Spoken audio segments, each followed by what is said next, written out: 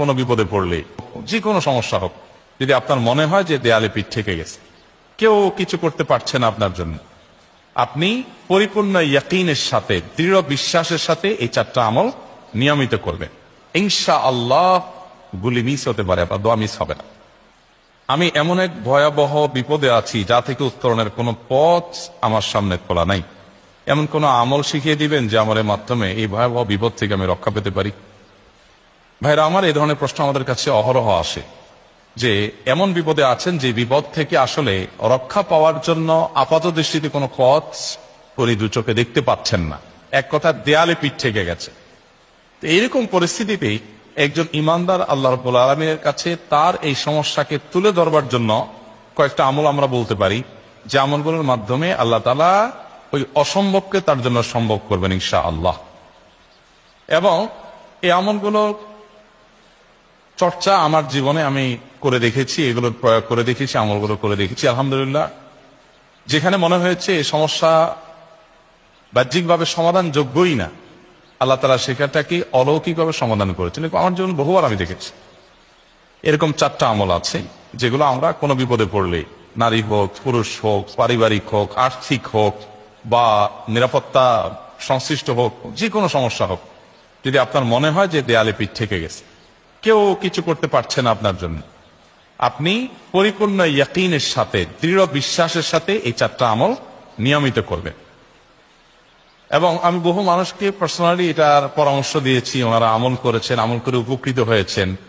এরকম বহু মানুষ আছেন, বৃদ্ধ মানুষ, বাবা ক্যান্সারে আক্রান্ত হয়েছেন অনেক দেরিতে, আল্লাহ তাআলা অনেকভাবে সাহায্য করেছেন। হ্যাঁ, কখনো যদি আল্লাহ তাআলা এই আমলগুলো করার পরও আমার বিপদ দূর না করেন, তাহলে হয় আমার আমলের মধ্যে কোনো ত্রুটি ছিল, অথবা আমার এই বিপদ দূর না হওয়ার মধ্যে আমার জন্য কোনো কল্যাণ নিহিত ছিল। আল্লাহ তাআলা আমার দোয়া কবুল করে যে উপকার হতো, তার চেয়ে বেটার কিছু হয়তো আমাকে দিবেন, এই ইয়াকিন একজন ইমানদারের থাকবে। সেই 4টা আমলের 1 নম্বর হলো ইস্তিগফারের আমল। ইস্তিগফার, আপনি ফেসে গেছেন কোনো জায়গা, কোনো উপায় পাচ্ছেন না, আপনি ইস্তিগফার করতে থাকেন। আস্তাগফিরুল্লাহ ওয়া আতুবু ইলাইহি, আস্তাগফিরুল্লাহ ওয়া আতুবু ইলাইহি, আস্তাগফিরুল্লাহ ওয়া আতুবু ইলাইহি, আস্তাগফিরুল্লাহ, আস্তাগফিরুল্লাহ, আস্তাগফিরুল্লাহ আল্লাযী লা ইলাহা ইল্লা হুয়াল হাইয়ুল কাইয়্যুম ওয়া আতুবু ইলাইহি ওয়া লা হাওলা ওয়া লা কুওয়াতা ইল্লা বিল্লাহ। اللهم انت ربي لا اله الا انت خلقتني وانا عبدك وانا على عهدك ووعدك ما استطعت اعوذ بك من شر ما صنعت ابوء لك بنعمتك علي وابوء لك بذنبي فاغفر لي فانه لا يغفر الذنوب الا انت سيدুল ইস্তিগফার। এভাবে যে কোনো ইস্তিগফার পড়তে থাকেন, আপনি বেশি বেশি করে আল্লাহর কাছে ইস্তিগফার, ক্ষমা প্রার্থনা করতে থাকেন, খুব বেশি, আপনার 2 ঠোঁটে অনবরত আপনি চাইতে থাকেন আল্লাহর কাছে ক্ষমা। এই ইস্তিগফার সম্পর্কে নবী করিম সাল্লাল্লাহু আলাইহি ওয়াসাল্লাম বলেছেন, মান লাজিমাল ইস্তিগফার, যে ব্যক্তি ইস্তিগফারকে আঁকড়ে ধরবে, আঁকড়ে ধরা মানে কি, এটা ছাড়বে না, সে করতেই থাকবে অনবরত। টয়লেটে যাওয়ার সময়টা, ঘুমের সময়টা, খাওয়ার সময়টা বাদে, অবসর নামাজের সময়টা বাদে সারাক্ষণ সে ইস্তিগফার করবে। এরকম যদি কেউ করে, আল্লাহ রাব্বুল আলামিন জাআলাল্লাহু লাহু মিন কুল্লি হাম্মিন ফারাজা ওয়া মিন কুল্লি দীকিন মাখরাজা, সকল পেরেশানি থেকে, সকল টেনশন থেকে বের হওয়ার পথ আল্লাহ তাআলা অলৌকিকভাবে তার জন্য আবিষ্কার করে দিবেন। এবং আমি আমার জীবনে যেটা বলেছিলাম, বিস্তারিত বলতে চাই না, এরকম পরিস্থিতি আসছে যে চোখের সামনে কোনো আপাতত রক্ষার কোনো পথ আর খোলা নেই, এমন ভয়াবহ বিপদ। ইস্তিগফার করতে করতে এমন ভাবে আল্লাহ তাআলা সাহায্য করেছেন যে এটা কল্পনা করলেও মনে হয় যে স্বপ্নের মতো। কিভাবে এখন এই লোক এই জায়গায় আসলো আমার সাহায্যের জন্য, এই লোক তো এটা এই জায়গায় আসার কথা না, টিকুনি এসে হাজির হয়ে গেলেন এবং উপকারটা, আমার সমাধানটা হয়ে গেল সমস্যা। তো আলহামদুলিল্লাহ, বহুবার আমি পরীক্ষা করেছি, আর আমার পরীক্ষার 2 পয়সার দাম নাই, হাদিসে বলা আছে, গ্যারান্টি দেওয়া আছে, আমার পরীক্ষা করলি কি না করলি। তাহলে একটা আমল হলো কি, ইস্তিগফার। সব সময়ের জন্য এটা কন্টিনিউয়াস করবেন, আর এমনি অবসর সময় ইস্তিগফার করবেন। আরবদের মধ্যে সৌন্দর্য আছে, তারা বিভিন্ন ডাক্তারের ওয়েটিং রুমে বা বিভিন্ন জায়গায় মানুষ যেখানে অপেক্ষা করে পাবলিক প্লেস গুলোতে লিখে রাখে ইস্তিগফার করুন, আপনার হাইওয়ে গুলোর পাশে লেখা থাকে ইস্তিগফার করুন, এবং তারা আসলে একটু পরপর দেখা যায় ইস্তিগফার করে। ভালো মন্দ গুণ সবার মধ্যে আছে, তাদের এই ভালো গুণটা আছে, ইস্তিগফার বেশি বেশি করা। আমরা ইস্তিগফার সচরাচর এইভাবে অনবরত অবসর সময় করার অভ্যাস অনেকের মধ্যেই নাই, আমরা এটা চালু করবো ইনশাআল্লাহ।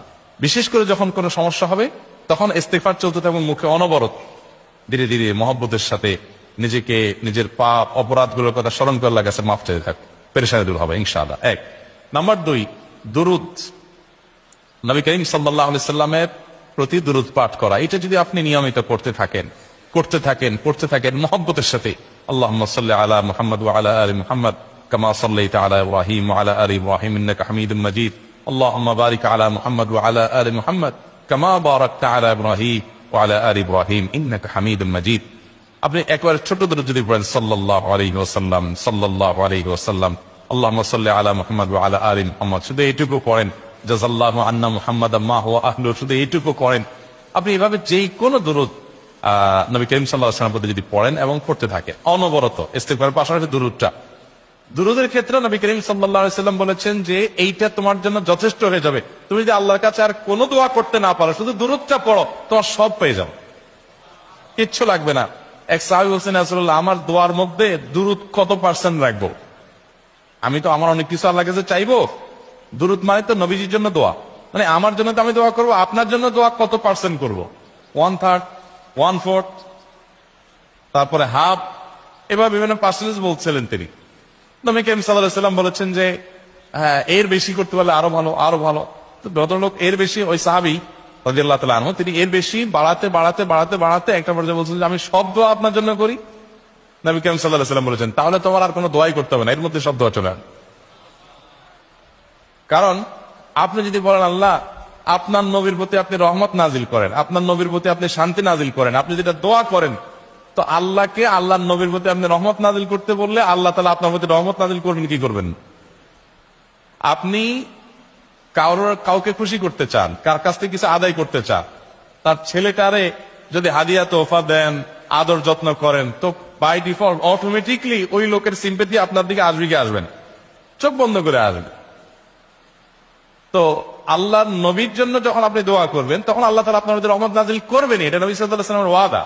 যে কোনো পেরেশানি, তিনি আরো বলেছেন যদি কেউ দুরূদের আমল করে নিয়মিত, আল্লাহ রাব্বুল আলামিন তার সকল পেরেশানির জন্য যথেষ্ট করে দিবেন, এই আমলটা সবগুলো দূর করার জন্য যথেষ্ট হয়ে যাবে।